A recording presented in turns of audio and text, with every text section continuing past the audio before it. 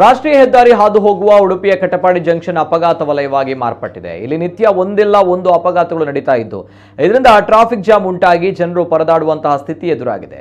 ಶಿರ್ವಾ, ಕಾಪು, ಮಟ್ಟು, ಪಡುಕೆರೆ ಹಾಗೂ ಉದ್ಯಾವರ ಮೊದಲಾದ ಪರಿಸರದಿಂದ ಬರುವ ಜನರು ಇದೇ ಜಂಕ್ಷನ್ ಆಶ್ರಯಿಸಿಕೊಂಡಿದ್ದಾರೆ. ಇಲ್ಲಿಂದ ಮಂಗಳೂರು ಹಾಗೂ ಉಡುಪಿ ಮೊದಲಾದ ಕಡೆಗಳಿಗೆ ತಮ್ಮ ನಿತ್ಯ ಕಾರ್ಯಕ್ಕೆ ಪ್ರಯಾಣ ನಡೆಸುವವರು ಬಹಳಷ್ಟು ಜನರಿದ್ದಾರೆ. ಆದರೆ ಇಲ್ಲಿ ಅವೈಜ್ಞಾನಿಕವಾಗಿ ನಿರ್ಮಾಣವಾಗಿರುವಂತಹ ರಸ್ತೆಯಿಂದ ಪ್ರತಿನಿತ್ಯ ಅಪಘಾತಗಳು ನಡೀತಾ ಇವೆ.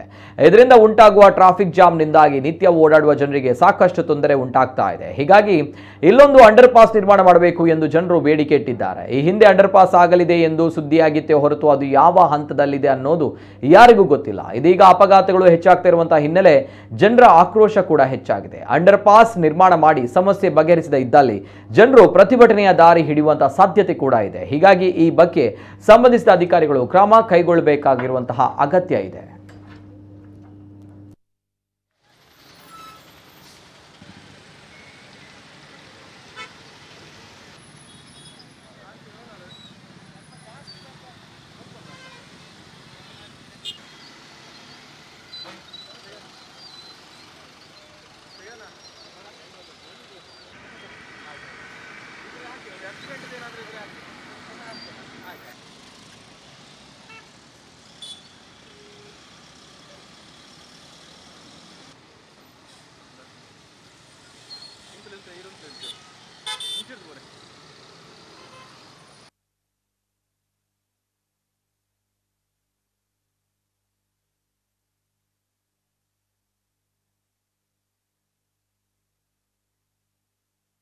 ಕಟಪಾಡಿ ಜಂಕ್ಷನ್ನ ಬಗ್ಗೆ ಸರಿಸುಮಾರು ಎಷ್ಟೋ ವರ್ಷಗಳಿಂದ ಇದನ್ನೊಂದು ಹೈವೇಯನ್ನು ಅಂಡರ್ ಪಾಸ್ ಅಂತ ಹೇಳಿದ್ದಾರೆ.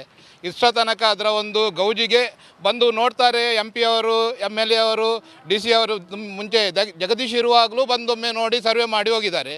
ಇಲ್ಲಿ ನಮಗೆ ಏನಾಗಿದೆ ಅಂದರೆ ಕಟಪಾಡಿ ಪರಿಸರದಲ್ಲಿ ನಾಚಿಕೆ ಆಗ್ತದೆ. ದಿನನಿತ್ಯ ಆಕ್ಸಿಡೆಂಟ್ಗಳು. ಇದಕ್ಕೆ ಯಾರು ಸೊಲ್ಯೂಷನ್ ಕೊಡುವವರೆಲ್ಲ ಅಧಿಕಾರಿ ವರ್ಗದವರು, ಜನಪ್ರತಿನಿಧಿಗಳು ಏನು ಮಾಡ್ತಿದ್ದಾರೆ ಅಂತ ನಮಗೆ ಅರ್ಥ ಆಗೋದಿಲ್ಲ. ಇಂಥ ಒಂದು ಪರಿಸ್ಥಿತಿ ಈ ಜಂಕ್ಷನಲ್ಲಿ ಸಾವಿರಾರು ಮಂದಿ ಆಚೆ ಈಚೆ ಬದಿಯಲ್ಲಿ ನಿಲ್ತಾ ಇರ್ತಾರೆ. ಆಚೆ ಈಚೆ ಪಾಸಾಗಲಿಕ್ಕೆ ಉಂಟು. ಪಾಪ ಇಲಾಖೆಯವರು, ಪೊಲೀಸ್ ಅಧಿಕಾರಿನವರು ಯಾವ ಸರ್ಕಸ್ ಮಾಡಿಕೊಂಡು ಇಲ್ಲಿ ಗಾಡಿಗಳನ್ನು ಇದು ಮಾಡ್ತಾರೆ. ಮೊನ್ನೆ ತಾನೇ ಈಗ ಒಂದು 2 ದಿನದ ಮುಂಚೆ ಒಂದು ಟ್ಯಾಂಕರ್ನವ ಒಂದು ಗಾಡಿಗೆ ಹೊಡೆದು ಎಲ್ಲಿ ಎಲ್ಲ ರಂಬ ರೂಟಿ ಆಯಿತು. ಇದು ದಿನನಿತ್ಯ ನಾವು ನೋಡುವಂಥದ್ದೇ, ಏನೋ ಒಂದು ಹೊಸತಲ್ಲ. ಎಷ್ಟು ವರ್ಷದಿಂದ ಈ ಬಗ್ಗೆ ಜನಪ್ರತಿನಿಧಿಗಳು ಅದು ಆಗ್ತದೆ ಅಂತ ಹೇಳ್ತಾ ಇದ್ದಾರೆ. ಯಾವಾಗ ಆಗ್ತದೆ ಅಂತ ದೇವರಿಗೆ ಗೊತ್ತು.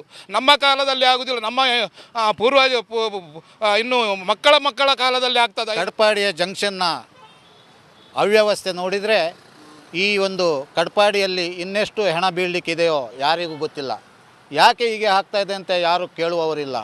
ಟೆಂಡರ್ ಆಗಿದೆ, ಪ್ರಪೋಸಲ್ ಹೋಗಿದೆ ಅಂತ ಬೊಗಳೆ ಬಿಡುವುದೇ ವಿನಃ ಇಲ್ಲಿ ಯಾವ ಕಾರ್ಯವೂ ಆಗ್ತಾಯಿಲ್ಲ.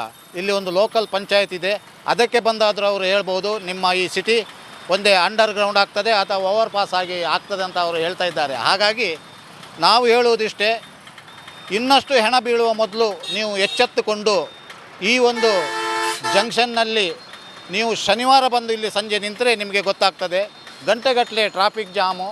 ಅದಲ್ಲದೆ ಎಷ್ಟೋ ಆಕ್ಸಿಡೆಂಟ್ಗಳಾಗಿದೆ. ಮೊನ್ನೆ ಒಂದು ಆಕ್ಸಿಡೆಂಟ್ನಲ್ಲಿ ಏನೋ 6 ಜನ ಸತ್ತು ಹೋಗೋರಿದ್ದರು. ಏನೋ ಈ ಕಟಪಾಡಿಯ ಒಳ್ಳೆಯ ದಿಶೆಯಿಂದಾಗಿ ಬದುಕುಳಿದಿದ್ದಾರೆ. ಇಂಥ ಕಷ್ಟಗಳು ಎಷ್ಟೋ ಬರಲಿಕ್ಕಿದೆ.